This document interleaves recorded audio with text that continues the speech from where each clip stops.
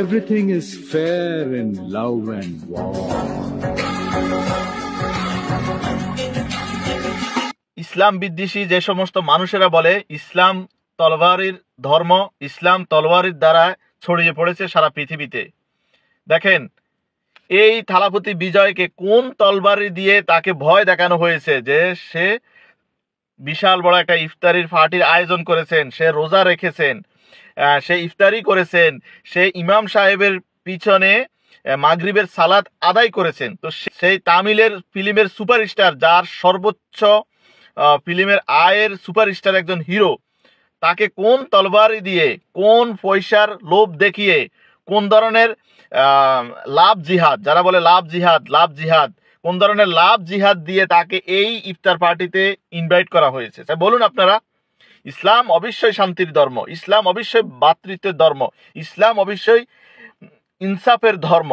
সেই ধর্মের ইসলামের সৌন্দর্য দেখেই থালাপতি বিজয় সে রোজা রেখেছেন, সে ইফতারি পার্টির আয়োজন করেছেন। যদিও সেটি তার ব্যক্তিগত বা পার্টির একটি আলাদা প্রচারণা থাকতেই পারে, সেটা স্বাভাবিক, কথা বুঝছেন?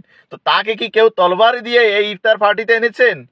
হ্যাঁ, যেই সমস্ত ইন্ডিয়ার মধ্যে বড় বড় সুপারস্টাররা ইসলামের বিভিন্ন পার্টিতে আসে, তাদেরকে কোন ভয় ভীতি দেখিয়ে তাদেরকে এখানে আনা হয় বলুন?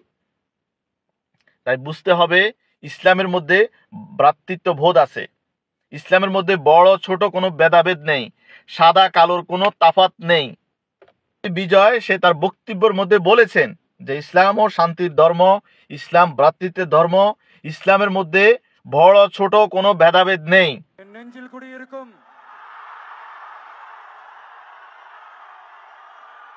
எனது அன்பான இஸ்லாமிய பெருமக்கள், உங்கள் அனைவருக்கும் என்னுடைய வணக்கம். மாமனிதர் நபிகள் நாயகம் அவர்களுடைய வாழ்க்கையை பின்பற்றி மனித நேயத்துக்கும் சகோதரத்துவத்தையும் ஃபாலோ பண்ணி இங்க இருக்கிற அனைத்து இஸ்லாமிய சொந்தங்களுக்கும்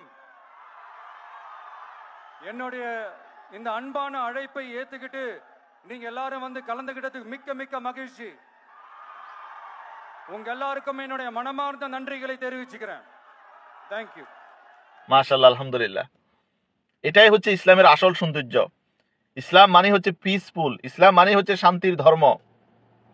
তবে এক শ্রেণীর স্বার্থন্বেষী মিডিয়া বা ভোট ব্যাংকের জন্য তারা ইসলামকে জঙ্গিবাদ বানানোর চেষ্টা করে, ইসলামের বিরুদ্ধে অপপ্রচার করে। কিন্তু সেই ইসলামের বিরুদ্ধে যতই অপপ্রচার করে কোনো লাভ হয় না। যতই ইসলামের বিরুদ্ধে অপপ্রচার করে ততই ইসলামের পাবলিসিটি বাড়ে।